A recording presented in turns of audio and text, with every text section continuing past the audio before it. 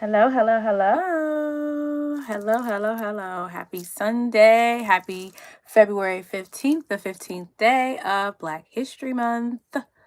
Been doing this for 15 days. Thank you to everyone that's been following me and following along with the things and the stories that I had to say, and for subscribing and liking and just joining me for great conversation. Today's topic that I'm going to speak on focuses on not being fearful about doing what's right. Never fear doing what is right. And that is something that we definitely should have learned from learning about Black History Month and learning about the past of this country. And we see it all the time. And within any understanding of looking at just the past and anyway, because how are we to learn if we aren't reflecting on what has happened before to be able to move forward and learn from the things of the past? And this is one reason, as I've been speaking for the last 15 days of going live, is that, you know, we change doesn't occur because people are fearful. They are fearful of doing what is right. And you cannot fear doing what is right and then expect change to occur, to expect change to happen. You can't complain about there needing to be change and then being fearful about acting and creating change. You can't, stand in the back and desire change and not take action to ensure change occurs. You can't speak about the actions of others if you're not willing to take action yourself. That is something that must be understood. That is something that needs to be understood. And that is something that we, as leaders, as ourselves, every individual is a leader in being inspired and in motivating someone else. And you should also be motivated and inspired by yourself as well. You, as a leader, should never fear having to change. You should never fear having to grow, to advance yourself, whether in the workplace and professionally, or just as an individual in society, but with achieving different desires and aspirations and goals. Fear is not going to get you anywhere. Fear is just going to create a scarcity mindset, a mindset that nothing is possible. And that is something that we should have learned from Black History Month. We should learn from Black History Month, and we should learn from the past. Is never to fear what is unknown, because to fear the unknown is to never take action. Is to never know what the unknown is if we're fearful. All right? Now, I know most people would think, well, fear can sometimes motivate people. Yeah, I agree. Fear can sometimes motivate people, but is that really fear? Okay, one thing about these talks that I'm doing, these Black History Month talks, is that it keeps cutting me off. So I'm back. Anyways, as I was saying, today's topic is focusing on not fearing, or never being fearful of doing what is right. And as I said prior, is that fear leads to a scarcity mindset. Fear hinders your ability to act. Fear prevents you from moving forward. If you're fearful, you're not going to move forward. Now, some people say that fear can also be motivating, but I think that that's not more really fear. That's more just adrenaline, your confidence of building up your confidence, because fear is crippling. People lock in, and it could, yeah, with fight or flight, I get it when people say that, but that's more the motivation, to prevail, right? So it's not necessarily the fear, because the fear is going to have you locked in and you're stuck, right? Versus, the desire, that pulls you out of the fear, and hence the fight or flight, because then you fly, you leave, you attack, you react, you grow, you prosper, you move forward. There's movement. So, hi everyone, thank you for joining me. But that is one thing that we need to do, and we see it all the time within the workplace and in society. But definitely, since I'm HR, and this space is to help you to be a CEO within your life and in your career. So with that being said, being fearful, like even in the workplace, how do we go about, moving away from fear? Even if it comes to being fearful of applying for an advancement within the job, within your workplace, or a job that you want, or a career aspirational goal. I know a lot of people become fearful of that, or they become fearful because they're dealing with different forms of office politics and, the need to speak up. The need to speak up when you're witnessing forms of discrimination or forms of harassment or forms of abuse. We become fearful and not want to speak up. And some actions that you can take in order to not be fearful is to be willing to, of course, always keep record of everything. Be the nerd and document everything, please, please, please, because that's your best friend right there for helping to advocate and justify anything that you have to say. Second of all, don't back down.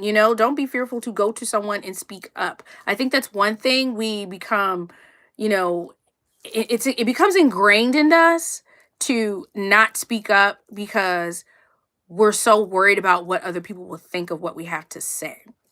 And that's one thing that you don't need to be focused on. You should never fear what other people have to say about you. We live in a world where everyone is different. We're all different in some way. Even if we view ourselves as similar to other people, we are all different. No two humans are the same unless they're identical twins, right? And even then their personality is different. They're not the same. They don't think the same. We may view them the same. They may have the same DNA, all that. But when it gets down to who they are, their identity, what makes them human, what separates them in society and in the world, their brain, right? They're still different. So that's a good example of why you should never want to be like everyone else, because you're not, and you're not supposed to be. We're all meant to be different. And that is something that we should look at as well when we're looking at the understanding of the human and just the past actions of the world, and why it's important to accept and embrace differences amongst everyone, right? So that's the one reason why you should never be fearful of being who you are, because that's what it is to be human. It's to be different, not to be the same. And differences are not just about looks. They're about how you think, how you take actions, how you create ideas and go about doing the job that you do, right? Because when you're stepping into your job, you're bringing your whole soul and body into that. That's why you're getting paid. You're getting paid to show up and put your brain to work. That's you. That's your identity. It's not all of this that, we superficially look at and judge people on, right? It's all about what's up here. And that's the psychological warfare that we deal with and tussle with every day when it comes to discrimination of any type, right?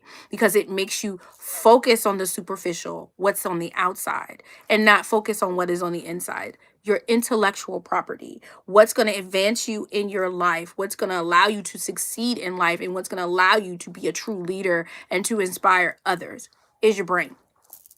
So that's why you should never be fearful of who you are, because you're meant to be who you are. You're meant to be different, and you're meant to stand up and speak and voice your opinions and to look at ways to make the world better. That's why we, have free will and independent thought, because the idea is for you to move forward and find a way to advance life. That's what your goal is. Why else are you a genius in your own right? It's to create change. It's to go about making the world a better place through your ideas, through your actions, and how you go about living in this world. But we get caught in the superficial, right, of what someone looks like. So we get fearful, or what someone's position is. Oh, they have this position and they are more smarter than me. They're smarter than me. They went to this school. They did all this and that. So what? Some of the smartest people in the room are usually the dumbest. Let's be clear. Let's be honest. We hear it all the time. I can tell you. I've been in, C-suite meetings and strategy meetings and all these big top corporate events. And some of the people that you would deem the smartest, they've been to the best schools, they've had the best people funding them and supporting them, all because of the assumption that they have potential, not because they have the experience, but because they're assumed to have the potential.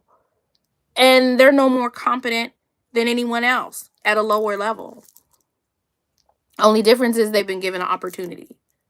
And the only difference is they probably have been backed by someone that has power. So this is why there's no reason to be fearful of how you can make changes within your workspace, within society, or anywhere else. Just because someone holds a position doesn't mean that they're competent. It really doesn't. And that's one reason why it's important to always focus on how you can go about driving change and just taking that action. Because being fearful, nothing's going to occur. You're just going to be stagnant and stuck, and nothing will ever happen. And I think that's one thing that from other older generations, they started movement for change, right? As we've been as you learn, and as we learn through Black History Month, which teaches you. And one thing that can be learned is that you can't stop growing. You can't stop pushing. You can't be fearful. And even now, when we look at the changes that were first happening and occurring in the 60s, when finally because segregation was the true form of freedom, regardless of who you are, that is when people truly were viewed as free, because you could finally vote. You could finally be free to have an idea and make your decision and cast the ballot. So it's an example of how how you learn from the past.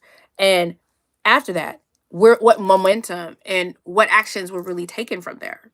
A lot of stagnation started, because that was then when Dr. King was murdered, and a lot of other people, right? Because the push forward from there was moving towards, social class and equality and acceptance for social class, equal pay, fair wages, more opportunities, more jobs, paying jobs.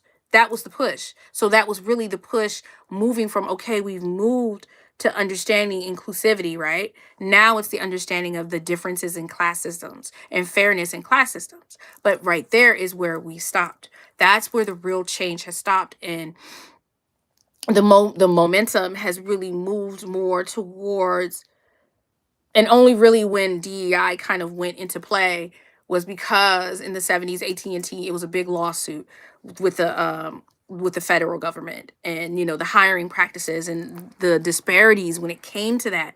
That was the beginning of implementation of programs for DEI to prevent lawsuits. That's the main reason why corporations even implement DEI or forms of DEI. Now, when you look at SHRM, the Society of Human Resource Management, they move it towards saying compliance, right? As if DEI was a form of preventing compliance. So it's all about where you are in society, how society has shifted, and how we have not learned from that. And we haven't learned from that because people began to be fearful again. They began to be fearful with how we go about moving change and how we prevent changes from happening. As I mentioned in one of the I forget what day it was, and I was focusing on how society pushes for change, and society can push for change, and society's push, what determines what's accepted and what is not accepted. And that's where fear comes in, right? So if we have a fear of something, whether it's a positive thing or a bad thing, as we look at now with the anti-DEI movement, which is resulted on a fear, right? So it's society is pushing it towards removing it.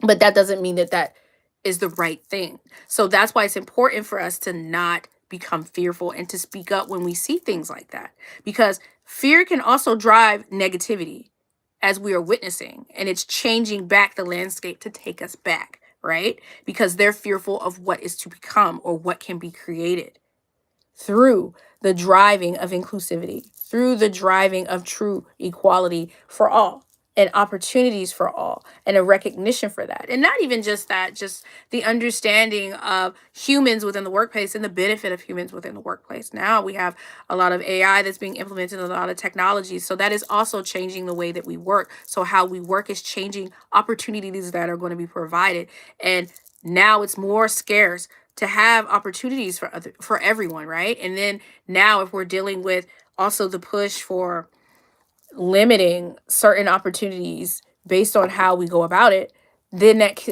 creates a more of a fearful push from everyone.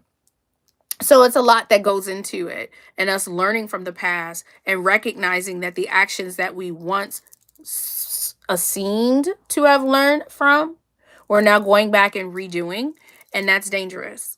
And that's something that we can't do, and that's something that we need to work on moving forward from, and that first starts with us. And that's us changing how we go about leading in the workspace and not allowing for those that are causing divisiveness and causing division and those that hold power that lack integrity, that's when we have to call that out.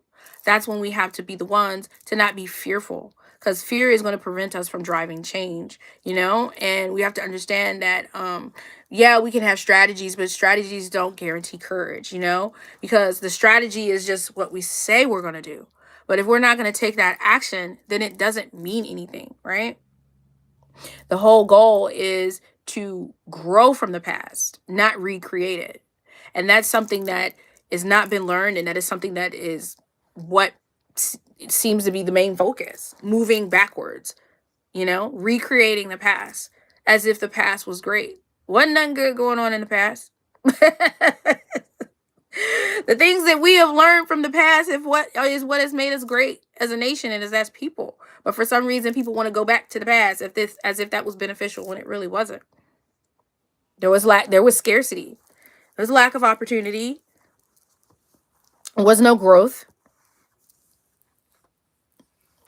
It was actually more controlled, which is why the goal is to try to take us back. To try to create a monolithic ideology when we're designed to be different. We're designed to move accordingly on our own right and move at our own step, not to be locked in step. Because remember, we are not a monolith. We are designed to be different. That's the whole point. So that's and those that aren't in a line with what is desired to be a monolith, those are the ones that are deemed as dangerous.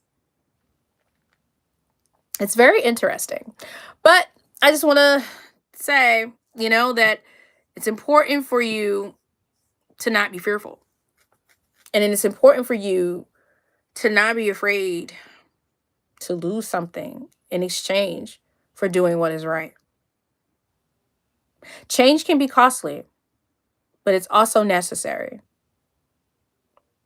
And you can't fear what is necessary, because what is necessary must be. And with that, be the change. And I'll be back again tomorrow. I have not decided what the topic will be. If you have any suggestions, go ahead and put it in the comments below. But as I've said for the past 15 days, be the change, know your truth, and don't fear, because fear prevents you from growing. Fear prevents you from elevating. Fear prevents you from moving, just true movement, right? The idea is to grow and prosper, not to stay the same, not to stay where you are, not to sway and blend in with everybody else. It's about being different. It's about embracing what makes you different, because you're different for a reason. That's the idea. Well, until then, I'll see you tomorrow. Love yourself and others. Hi, Alex. I'm getting ready to leave. Sorry you didn't join me earlier. Make sure to catch the replay, okay? Have a good day. All right. Bye.